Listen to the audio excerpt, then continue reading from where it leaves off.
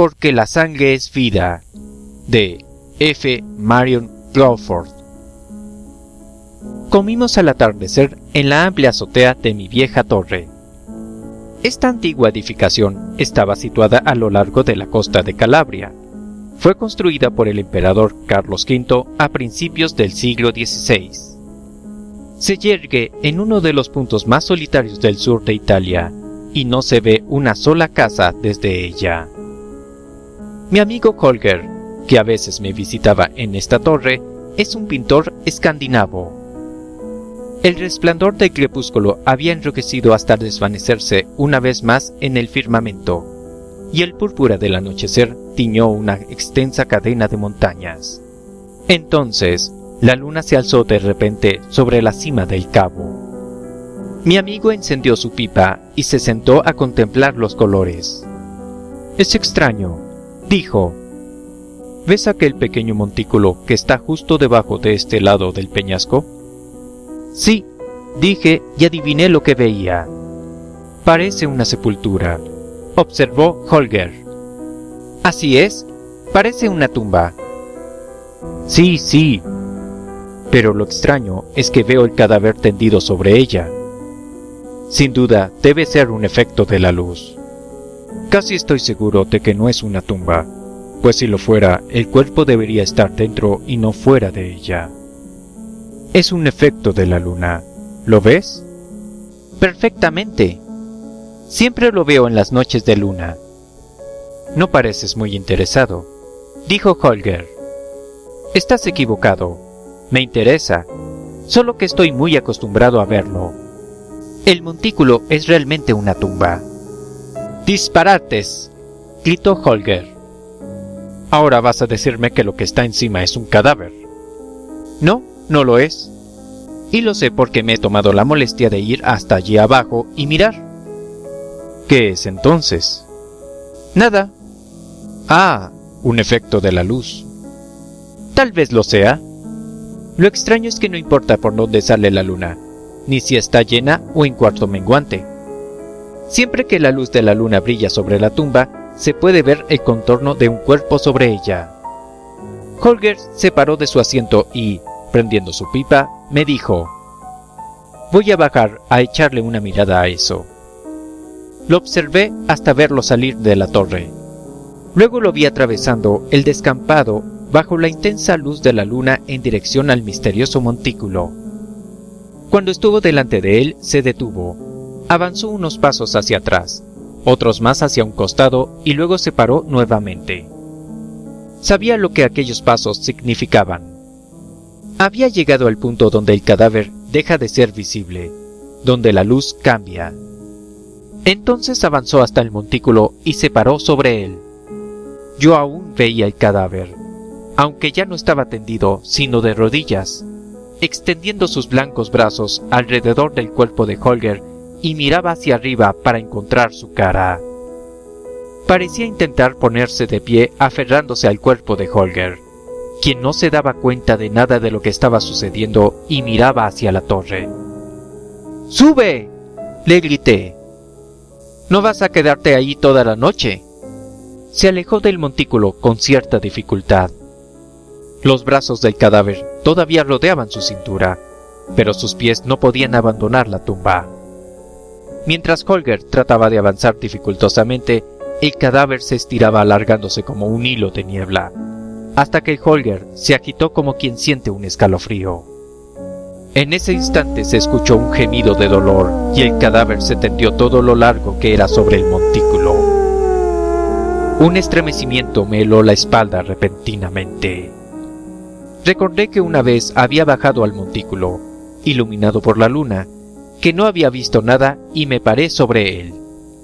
Después, cuando volvía seguro de que no había nada allí, una sensación de que algo estaba a mis espaldas y que podría verlo con solo voltear se apoderó de mí.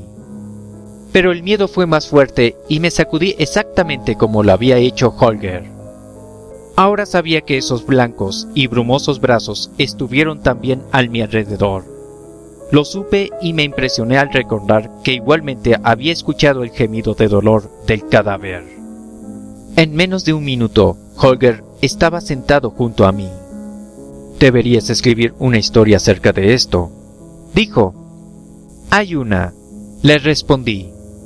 «Te la contaré». El viejo Alario se moría en el pueblo que está detrás de la colina.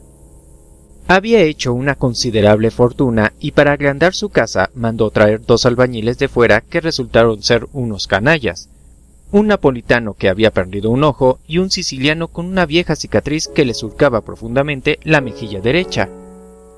Yo los veía seguido, pues los fines de semana venían a pescar aquí debajo. Cuando Alario enfermó de la fiebre que terminó con él, ellos todavía estaban trabajando, y como el acuerdo era paga, comida y techo, dormían en la casa. Alario tenía un hijo llamado Angelo que iba a casarse con la muchacha más rica del pueblo. Pero una bella y salvaje criatura llamada Cristina se enamoró de él. Era muy pobre.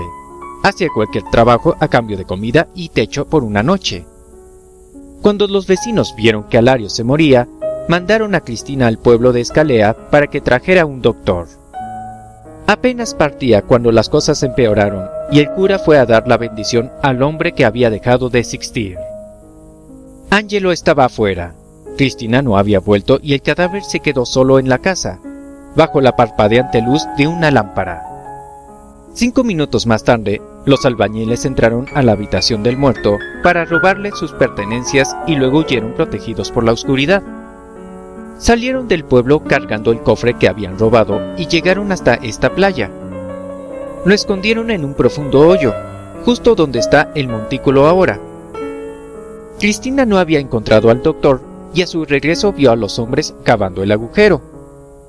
Ellos la conocían y comprendiendo que estaban en su poder, la golpearon salvajemente con las palas.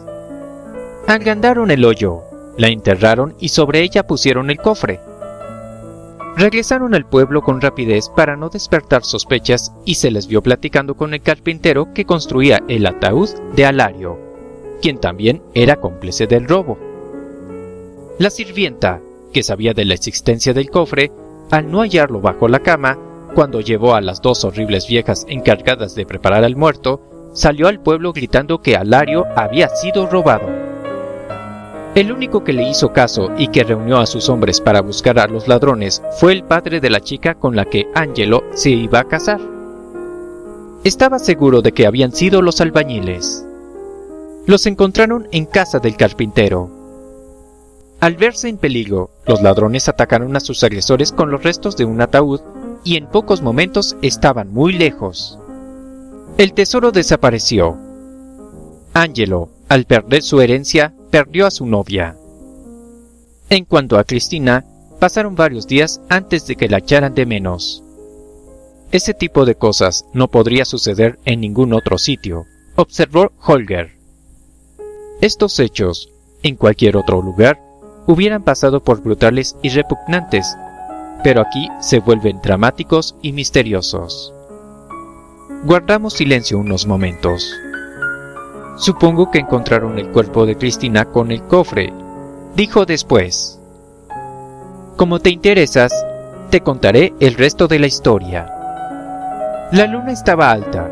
La silueta del cadáver sobre el montículo se veía más clara que antes. El pueblo pronto volvió a su habitual y monótona existencia. Nadie extrañaba al viejo Alario. Angelo vivía en una casa a medio terminar e intentó cultivar una parcela de tierra sin éxito. Era un joven muy desdichado.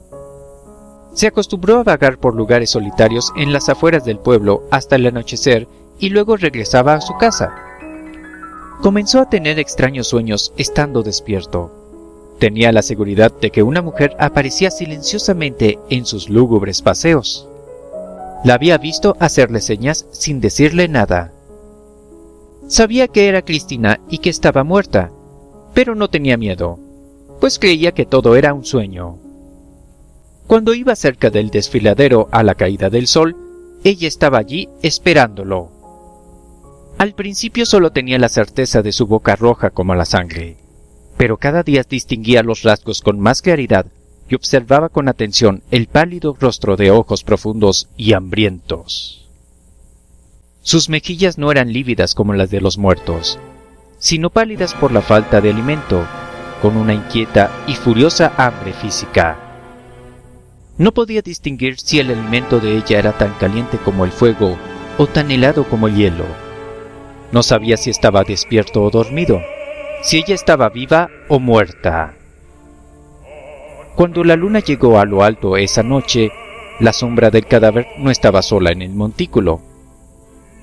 Angelo despertó ahí en la fría madrugada empapado de rocío. Al abrir sus ojos vio las estrellas brillando sobre su cabeza. Su corazón latía débilmente, parecía estar a punto de morir. Lentamente volvió su cabeza sobre el montículo, pero la otra cara ya no estaba allí. Un miedo inexplicable y desconocido se apoderó de él. Al otro día se encontraba en su pequeña parcela y se juró no volver nunca al desfiladero junto a esa sombra de labios rojos y aliento helado. Nunca más volvería a tener ese sueño de terror y deleite. Había caído la noche nuevamente y Angelo regresaba a su casa. Al pasar por el sendero que se bifurcaba hacia el desfiladero, se detuvo mirando fijamente hacia el mar. Poseído, comenzó a pronunciar el nombre de Cristina obsesivamente, hasta que el sueño se apoderó de él otra vez. Y mientras se deslizaba a su lado, Cristina le susurraba dulces cosas al oído. También lo besaba, pero no en los labios, sino en el blanco cuello, y como siempre, el alba helada lo encontró tendido sobre el montículo, medio muerto, recordando sin recordar, despojado de su sangre y con el extraño anhelo de darle más a esos labios rojos. Entonces vino el miedo, el atroz pánico que no tiene nombre, el horror mortal que custodia los confines del mundo que no vemos ni conocemos, pero sentimos cuando su gélido escalofrío congela nuestros huesos. Una vez más, Angelo se levantó del montículo y huyó cuando el día despuntaba, pero su paso era menos firme esta vez, y cuando llegó al manantial que brota a mitad del camino, cayó de rodillas y manos. Ella lo tenía firmemente atrapado, y él acudiría a su llamado hasta que lo despojara de su última gota de sangre. En vano intentaba evitar el desfiladero. En vano se hacía promesas todos los días. Era inevitable que fuera al lado de Cristina. Para entonces, Antonio, el hombre que cuida la torre y que había estado ausente desde antes de la muerte de Alario, volvía al pueblo. Antonio estaba encerrado en la parte baja de la torre y se despertó hacia la medianoche. Se asomó a la ventana y la luna menguante se elevaba por encima de la colina. Miró hacia el montículo y vio algo que no lo dejó dormir el resto de la noche. Cuando salió por la mañana, lo que había visto en el montículo ya no estaba ahí. Solo se veían un montón de rocas apiladas. Decidió ir directamente a casa del viejo sacerdote. «He visto algo maldito esta noche», le dijo. «He visto cómo los muertos beben la sangre de los vivos». Y le pidió que lo acompañara con su Biblia y agua bendita para ir al montículo. El cura accedió a seguirlo y esa misma tarde fueron juntos a la entrada de la torre y esperaron hasta que oscureciese. Pero mientras aún había una luz gris y tenue, observaron que algo se movía, dos siluetas, un hombre que caminaba y una mujer que se deslizaba a su lado y apoyaba su cabeza sobre el hombro para morderle el cuello. La visión desapareció entre las sombras. Antonio tomó pico y pala. El cura agarró la botella con agua bendita y comenzaron a caminar lentamente, como si no quisiesen llegar. Estando a pocos metros del montículo, la parpadeante luz del faro que llevaban iluminó la cara de Angelo y su cuello sangrante. Luego la luz se movió sobre otro rostro con dos ojos profundos y malignos, que podían ver pese a la muerte. Alumbró también los labios abiertos que enseñaban dos terribles colmillos bañados en sangre. El cura arrojó sobre el monstruo agua bendita y éste profirió un espantoso alarido, huyendo a toda prisa. El cura me contó que Antonio cavaba en el montículo respirando como una bestia salvaje, hasta que se metió en él y entonces comenzó a moverse como si luchara con algo muy fuerte. Lanzó maldiciones y golpes hasta que escuchó el más espantoso sonido de su vida, el chillido ultraterreno de una mujer ni viva ni muerta. El sacerdote cayó de rodillas gritando plegarias y exorcismos para ahogar esos terribles sonidos. Entonces Antonio sacó un cofre y rápidamente salió del sepulcro para volver a rellenarlo con arena y piedras. El sacerdote dijo que en las manos de este hombre y en su ropa había mucha sangre fresca. Todavía me pregunto si esa cosa está muerta o viva. Lo que sí sé es que su espíritu se puede ver todas las noches de luna acostado sobre el montículo.